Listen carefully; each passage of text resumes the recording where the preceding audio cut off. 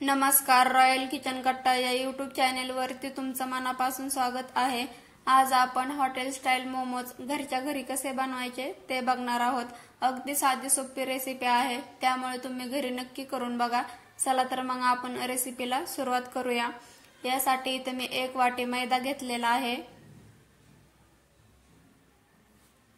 आता यामध्ये आपण अगदी थोडंसं चवीनुसार मीठ टाकून घ्यायचं आणि यामध्ये 1 पळी तेल ओतायचं आहे।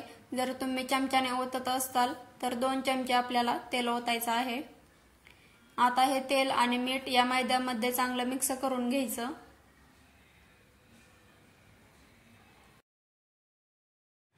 तुम्ही जर चॅनेलवरती नवीन असाल तर अशाच नवनवीन रेसिपी पाहण्यासाठी व्हिडिओला लाईक, शेअर आणि सबस्क्राइब करायला विसरू नका। आता आपण यामध्ये थोडं थोडं पाणी ओतून याचा एकदम घट्टसर असा गोळा तयार करून घ्यायचा आहे। मोमोज मध्ये विविध भाज्या, पनीर, सोयाबीन यांसारख्या गोष्टी घातल्यामुळे हा पदार्थ एकदम पौष्टिक असतो।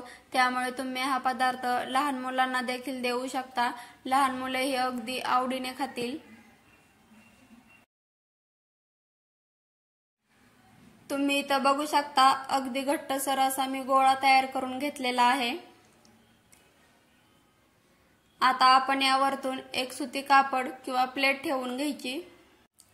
हे पीठ भिजत आहे तोपर्यंत आपण यासाठी लागणारं सारण तयार करून घेऊया। यासाठी इथं आपल्याला कढईमध्ये 1 पळी तेल ओतायचं आहे। तेल गरम झालं की आपण यामध्ये आल्याचे तुकडे टाकायचे, तसेच 7 ते 8 लसणाच्या पाकळ्याचे तुकडे करून घेतलेले आहेत ते यामध्ये टाकून घ्यायचे आणि याला 1 ते 2 मिनिट परतून घ्यायचं।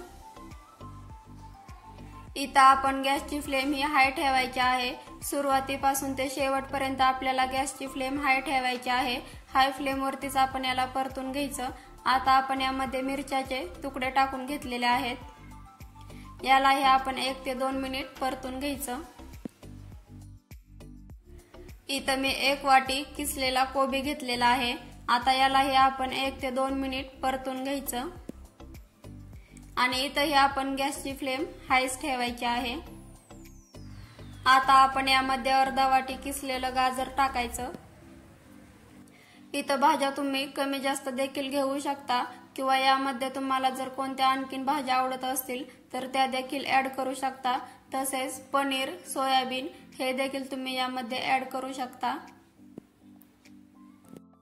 हे सारण परतून घेत असताना गॅसची फ्लेम हाय ठेवायचं कारण म्हणजे जर आपण लो फ्लेम वरती हे सारण परतून घेतलं तर हे सारण चिकट किंवा चिवट बनतं। त्यामुळे आपल्याला गॅसची फ्लेम ही हाय ठेवायची आहे।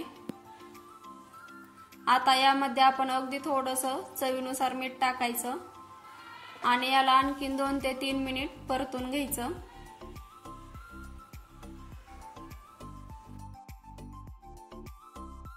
हे सारण चांगलं परतलेलं आहे। आता याला आपण एका वाटीमध्ये काढून घ्यायचं।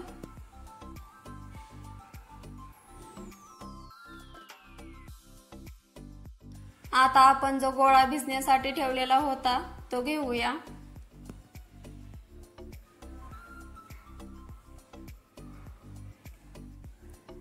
तुम्ही इथं बघू शकता हा गोळा चांगला भिजलेला आहे। आता याचे आपण छोटे छोटे गोळे तयार करून घेऊया। तुम्हाला ज्या आकारामध्ये मोमोज तयार करून घ्यायचे असतील त्या आकारामध्ये तुम्ही गोळे तयार करून घ्यायचे आहेत। इथं मी मोठ्या आकारामध्ये मोमोज तयार करून घेणार आहे।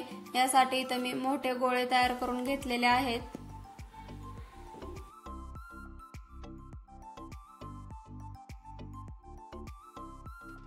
यामधला 1 गोळा आपण लाटण्यासाठी घेऊया आणि गोळा हा आपण जास्त जाड ह्या आकारामध्ये लाटायचा नाही आणि जास्त पातळ ह्या आकारामध्ये लाटायचा नाही। आपण चपाती ज्या जाडीमध्ये लाटून घेतो अगदी त्याच पद्धतीमध्ये हा गोळा लाटायचा आहे।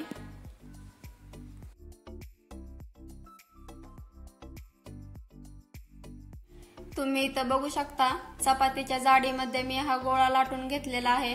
आता यावरती आपण सारण ठेवून घ्यायचं। याची एक बाजू प्लेन ठेवायची आणि दुसऱ्या बाजूच्या प्लेट्स पाडून घ्यायच्या। आपण मोदकासाठी जशा प्लेट्स पाडून घेतो ना अगदी त्याच पद्धतीमध्ये आपण याला प्लेट्स पाडून घ्यायच्या।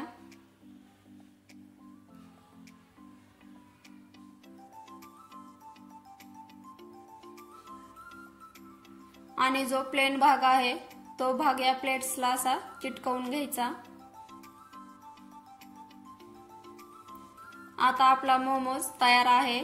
आता याच पद्धतीने मी बाकीचे सगळे मोमोज तयार करून घेणार आहे। इथं मी सगळे मोमोज तयार करून घेतलेले आहेत। आता यांना आपण वाफवून घेऊया। यासाठी इथं मी कढईमध्ये पाणी गरम करून घेतलेलं होतं। आता आपण यावरती एक चाळण ठेवून घ्यायची। आता आपण या चाळणीला तेल लावून घ्यायचं, जेणेकरून मोमोज या चाळणीमध्ये चिकटत नाहीत। आणि एक एक मोमोज करून आपण सगळे मोमोज यामध्ये ठेवून घेऊया।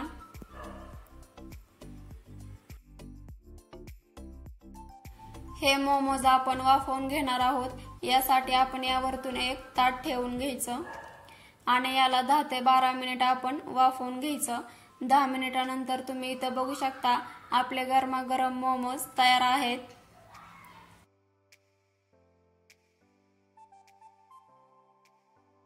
तुम्ही इथं बघू शकता हे मोमोज अजिबात या चाळणीला चिकटत नाहीत, सहज या चाळणीपासून वेगळे होतात।